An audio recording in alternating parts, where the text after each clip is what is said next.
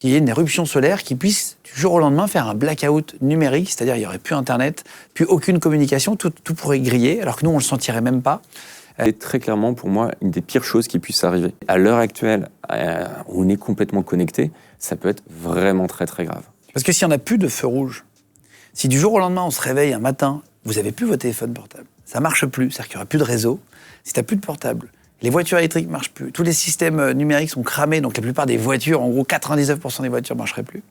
Et sinon, il n'y a plus rien qui marche, plus de feu rouge, plus de communication, et ça pourrait être la panique avec des bouchons partout, etc. Donc plus d'électricité, c'est déjà le frigo qui ne fonctionne plus. Donc une grande partie, surtout des personnes qui habitent en ville, ont quasiment tout dans le frigo. Ensuite, l'eau, l'eau elle ne vient pas de manière naturelle au robinet. Donc c'est les stations de pompage qui ne fonctionnent plus, des systèmes, les stations d'épuration qui ne fonctionnent plus.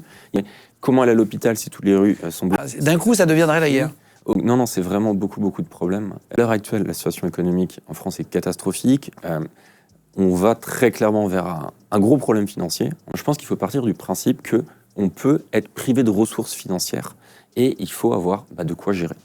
Je suis plutôt à 6 mois de dépenses d'avance et pour ça, ce que je recommande, le mieux, c'est d'avoir de l'or physique, de l'argent physique et des devises. Il faut vraiment diversifier.